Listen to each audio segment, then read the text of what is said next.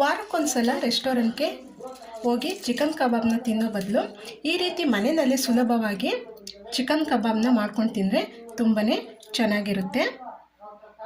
ಎಲ್ರಿಗೂ ನಮಸ್ಕಾರ. ಇದು ಲೀಲಸ್ ಕನ್ನಡ ಚಾನಲ್. ನನ್ನ ಚಾನಲ್ಗೆ ಇನ್ನೂ ಯಾರು ಸಬ್ಸ್ಕ್ರೈಬ್ ಮಾಡ್ಕೊಂಡಿಲ್ವೋ ಅವರೆಲ್ಲ ಸಬ್ಸ್ಕ್ರೈಬ್ ಆಗಿ ಅಂತ ಹೇಳ್ತಾ, ಇವತ್ತಿನ ರೆಸಿಪಿಯಲ್ಲಿ ಮನೆಯಲ್ಲೇ ಸುಲಭವಾಗಿ ಚಿಕನ್ ಕಬಾಬ್ನ ಯಾವ ರೀತಿ ಮಾಡೋದು ಅಂತ ನೋಡ್ಕೊಂಡು ಬರೋಣ.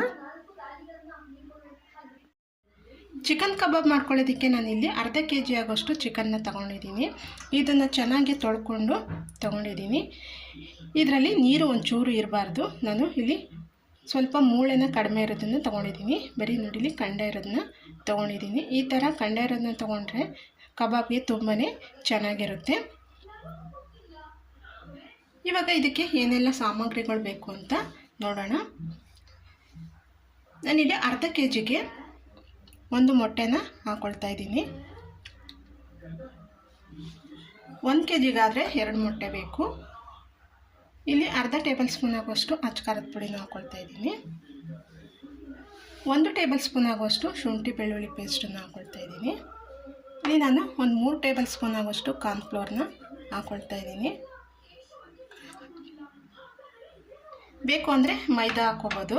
ನಾನಿಲ್ಲಿ 1 ಪ್ಯಾಕೆಟ್ ಆಗುವಷ್ಟು ಕಬಾಬ್ ಪೌಡರ್ನ ಹಾಕ್ಕೊಳ್ತಾ ಇದ್ದೀನಿ. ಇಲ್ಲಿ ನಾನು ಒಂದೇ ಒಂದು ಚಿಟಿಕೆ ಆಗುವಷ್ಟು ಉಪ್ಪನ್ನು ಹಾಕ್ಕೊಳ್ತಾ ಇದ್ದೀನಿ. ಸ್ವಲ್ಪ ಕಸ್ತೂರಿ ಮೆಥಿನ ಹಾಕ್ಕೊಳ್ತಾ ಇದ್ದೀನಿ. ಇದು ಹಾಕ್ಕೊಳ್ಳೋದ್ರಿಂದ ತುಂಬಾ ಚೆನ್ನಾಗಿರುತ್ತೆ. ಇವಾಗ ಇದನ್ನು ಚೆನ್ನಾಗಿ ಕಲಿಸ್ಕೋಬೇಕು. ಕೈಯಲ್ಲೇ ಕಲಿಸ್ಕೋಬೇಕು. ಇದನ್ನು ನೀರೇನು ಹಾಕೋದು ಬೇಡ. ಕೈಯಲ್ಲಿ ಚೆನ್ನಾಗಿ ಕಲಿಸ್ಕೋಬೇಕು. ಮಸಾಲೆ ಎಲ್ಲ ಚಿಕನ್ಗೆ ಹಿಡಿಬೇಕು. ಅಲ್ಲಿ ತನಕ ನೀರನ್ನು ಕಲಿಸ್ಕೋಬೇಕು.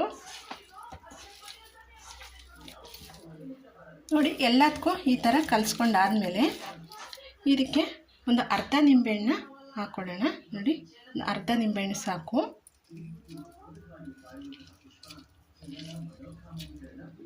ಎಲ್ಲ ಚೆನ್ನಾಗೆಲ್ಲ ಕಲಸಾದ್ಮೇಲೆ ಲಾಸ್ಟಲ್ಲಿ ನಿಂಬೆಹಣ್ಣು ಹಾಕ್ಕೊಂಡ್ರೆ ತುಂಬಾ ಚೆನ್ನಾಗಿರುತ್ತೆ.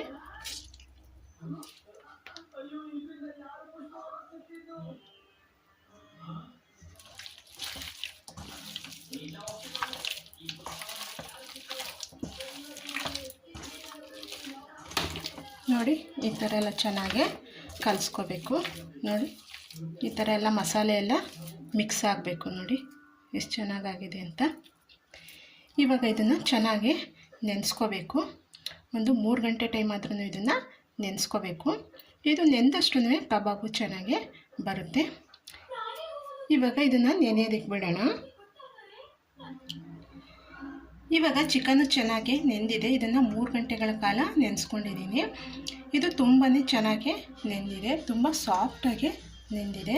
ನೋಡಿ ನೋಡಿ ಯಾವ ಥರ ನೆಂದಿದೆ ಅಂದರೆ ತುಂಬಾ ಚೆನ್ನಾಗಿ ಸಾಫ್ಟಾಗಿ ಬಂದಿದೆ. ಇವಾಗ ಇದನ್ನು ಎಣ್ಣೆಯಲ್ಲಿ ಬೇಯಿಸ್ಕೊಳ್ಳೋಣ.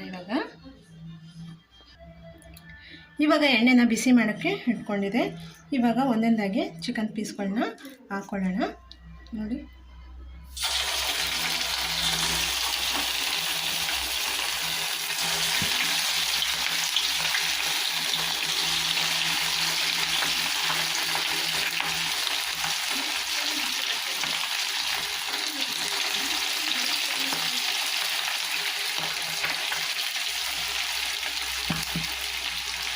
ಇವಾಗ ಒಂದು 2 ನಿಮಿಷ ಆದಮೇಲೆ ಇದನ್ನು ತಿರುಗಿಸ್ಕೋಬೇಕು. ಇದನ್ನು ಹಾಕಿಬಿಟ್ಟು ಇದನ್ನು ತಿರುಗಿಸ್ಕೋಬಾರ್ದು. ಇವಾಗ ಇದನ್ನು ಚೆನ್ನಾಗಿ ಬೇಯಿಸ್ಕೋಬೇಕು. ಒಳಗಡೆ ಎಲ್ಲ ಚೆನ್ನಾಗಿ ಬೇಯಿಸ್ಕೋಬೇಕು. ಇದನ್ನು ಸಣ್ಣ ಉರಿಯಲ್ಲಿ ಬೇಯಿಸ್ಕೋಬೇಕು.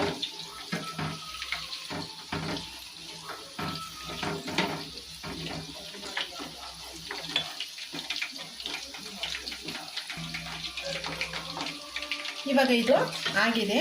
ನೋಡಿ ಎಷ್ಟು ಚೆಂದ ಬೆಂದಿದೆ ಅಂತ. ನೋಡಿ ನೋಡಿ ಎಷ್ಟು ಕಲರ್ ಬಂದಿದೆ ಅಂತ. ನೋಡಿ, ನಾನು ಯಾವುದೇ ಫುಡ್ ಕಲರ್ ಹಾಕಿಲ್ಲ, ಆದ್ರೂ ಯಾವ ಥರ ಕಲರ್ ಬಂದಿದೆ ಅಂತ ನೋಡಿ. ಇವಾಗ ಇದನ್ನು ತೆಗೆದ್ಬಿಡೋಣ.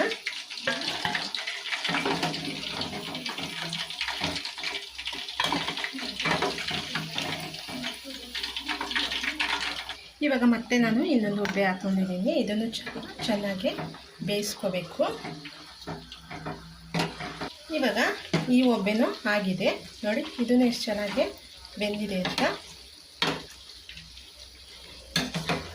ಇವಾಗ ಇದನ್ನು ತೆಗೆದ್ಬಿಡೋಣ. ಈ ವಿಡಿಯೋ ಇಷ್ಟ ಆದರೆ ಒಂದು ಲೈಕ್ ಕೊಡೋದನ್ನು ಮರಿಬೇಡಿ. ಲೀಲಸ್ ಕನ್ನಡ ಚಾನಲ್ಗೆ ಸಬ್ಸ್ಕ್ರೈಬ್ ಆಗೋದನ್ನು ಮರಿಲೇಬೇಡಿ. ಹೆಚ್ಚು ಶೇರ್ ಮಾಡೋದನ್ನು ಮರಿಲೇಬೇಡಿ. ಹೆಚ್ಚಿನ ರೆಸಿಪಿಗಾಗಿ ಲೀಲಸ್ ಕನ್ನಡ ಚಾನಲ್ಗೆ ಸಬ್ಸ್ಕ್ರೈಬ್ ಆಗೋದನ್ನು ಮರಿಲೇಬೇಡಿ. ನಾನು ಮುಂದಿನ ವಿಡಿಯೋದಲ್ಲಿ ಸಿಗ್ತೀನಿ. ಅಲ್ಲಿ ತನಕ ಥ್ಯಾಂಕ್ ಯು.